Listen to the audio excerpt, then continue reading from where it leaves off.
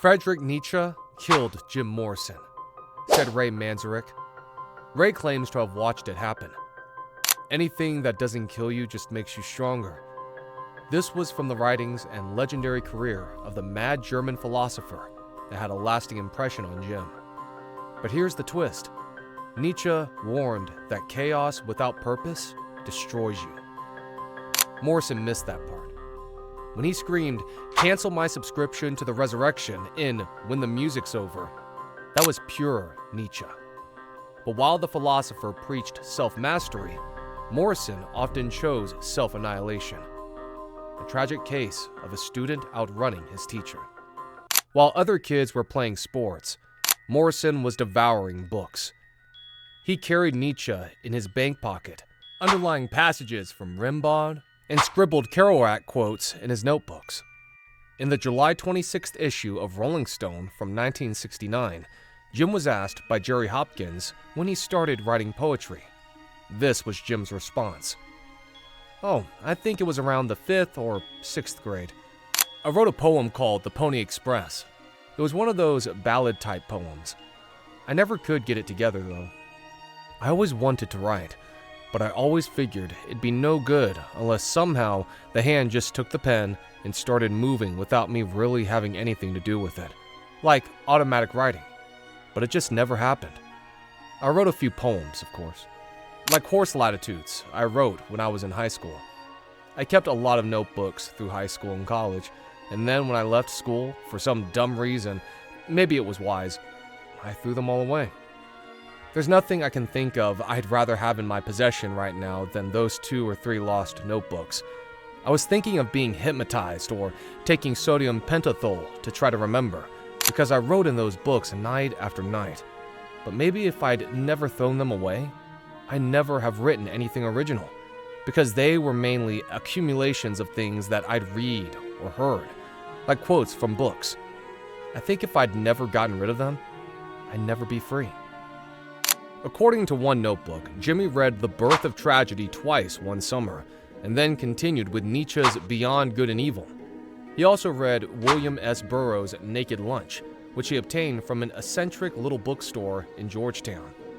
Norman Mailer's The Deer Park and John O'Hara's Butterfield 8 were also on the reading list. But nothing he read left a more profound impact on Jim Morrison than his encounter with Friedrich Nietzsche. Just as Nietzsche had unlocked the door to modern consciousness, he also opened a gateway in the mind of a young writer in the Virginia suburbs in 1959. "They made me sit at a special table by myself," Jimmy once told an interviewer. In 11th grade, he dominated discussions in the classes he enjoyed, history and English, often debating with the teachers, doing the minimum work required, and maintaining a B+ average. School records indicated his IQ was 149. His college board scores were 630 verbal, 528 in math. Despite his eccentricities, his natural charisma and sharp catchphrases attracted others to him, and at school, he associated with the elite group of intellectuals and athletes. However, Jimmy stubbornly refused to participate in sports, school activities, or join any clubs. He showed some of his poetry, likely the earliest version of Horse Latitudes from this period, to the editor of the literary magazine, who declined to publish it. He mocked and imitated his teachers and openly cheated in math and science classes. He once got out of detention by telling the teacher he was undergoing surgery for a brain tumor. His mother had to field a call from the concerned principal the next morning. The kids who didn't like him dismissed him as someone always playing a role. Perhaps he was creating the showman he'd later become. Jim Morrison didn't just wake up one day as the Lizard King. He was forged in the pages of dog-eared paperbacks, scribbled notebooks, and the kind of books that get burned and banned. Testing and observing people in the ways they reacted to him and the environment around them. By the time he hit the stage with The Doors, he wasn't just a singer. He was a mad philosopher with a microphone, channeling every rebel writer who ever made society uncomfortable. By 16, Morrison was already drinking heavily. When Jim was sober, he was known as intelligent and sensitive, also having proper Southern manners. When he was drinking, he was unpredictable and self-destructive. On a Friday in October of 1962, Jim started drinking at noon. There was a big dance, and Jim was told he'd have to wear a tie. He knotted the tie repeatedly until it looked ridiculous. At the time, he was with Mary, but she couldn't go to the dance, so he went alone. Jim's friend, Chris, made the mistake of leaving Jim alone with his date for a short time. By the time Chris got back, he found out Jim had been thrown through a glass door. Turns out, he bit Chris's date on the neck, and she began to cry. An ex-Marine friend grabbed Jim and threw him through the glass. Chris said he felt bad about it. They had never seen Jim that drunk before. Then there's the story that haunted him his whole life, the Native American spirits. Morrison claimed that as a child, he witnessed a gruesome car crash in the desert, a truck full of dying Native Americans, their souls jumping into his body. Biographers still debate whether it really happened. His sister denied it. While not much of the movie, The Doors is believed to be fact. The scene that depicts this could be close. It would be traumatic for anyone to see something like this, even more so a young child. This memory would affect Jim immensely and become song lyrics later with The Doors. According to Jim, his parents were in the car, along with his grandparents.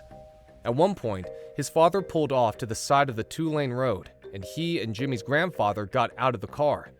Jimmy looked up and saw the gruesome aftermath of a very recent head-on collision between another car and a truck carrying some Pueblo or Hopi Indians scattered on Don's highway bleeding, as he would later famously recall.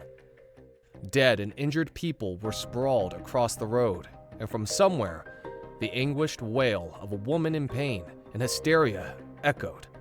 Captivated by the horrific scene, Jimmy attempted to get out of the car to follow his father, but his mother held him back.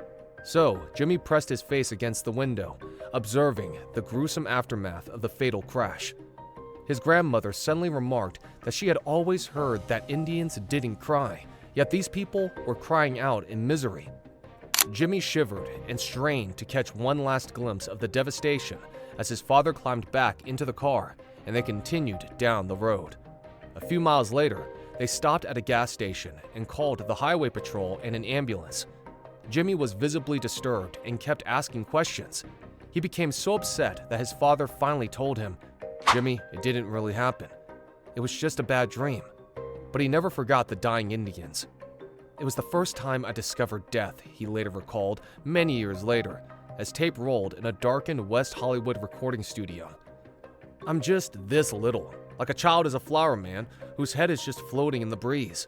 But the reaction I get now, thinking back, looking back, is that possibly the soul of one of those Indians, maybe several of them, just ran over and jumped into my brain. It's not a ghost story, man. It's something that really means something to me." After this encounter on the desert highway, Jimmy began wetting the bed at night. He drove his mother crazy. As an adult, he remembered going to his mother's bed when it happened, only to be forced to return to his room and sleep in his wet sheets. Shame City. He tried to hide it when it occurred, but she always found out. Eventually, he began to fear sleeping in his own bed altogether. Some nights, he would fall asleep, curled up on the floor. By 1964, Morrison was at UCLA Film School, where he met Ray Manzarek, who would later become the keyboardist for The Doors. Jim worked part-time in a library to support his book-buying habit. Former classmates recall him to be a disheveled, pudgy kid in beat-up tennis shoes. In his notebooks, Jim said he felt a degree of contentment he hadn't felt in years. Jim enjoyed his time at UCLA.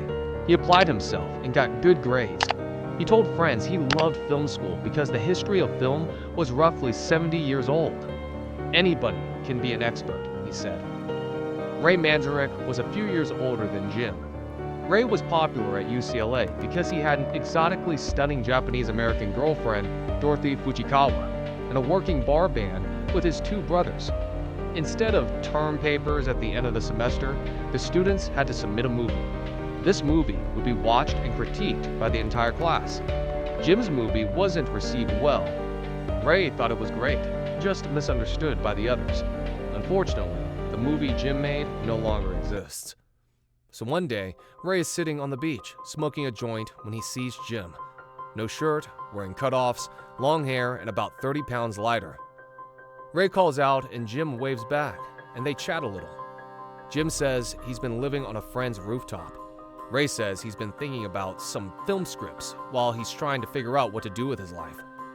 Ray asks Jim what else he's been up to, and Jim says he's been writing some songs. Here's how Ray tells the story in his book, Life My Fire. So I said to him, "You know what? Sing me a song, man. Let me hear what you've been writing." "Aw, Ray, I don't have much of a voice," Jim shyly responded. "Come on, Jim, of course you got a voice. Bob Dylan doesn't have a voice, and look where he is. You can do fine. Just go ahead and sing. Like at the turkey joint." "That wasn't the real me. I was drunk then," he said, and he shifted in the sand. I continued encouraging him. "It's just you and me here, and I'm not going to judge your singing voice. I just want to hear your words and, what you've got in your head." And then softly, "Go ahead, Jim." "Okay, here's one I have. It's called Moonlight Drive." And he closed his eyes and he began to sing. And I heard those words for the first time.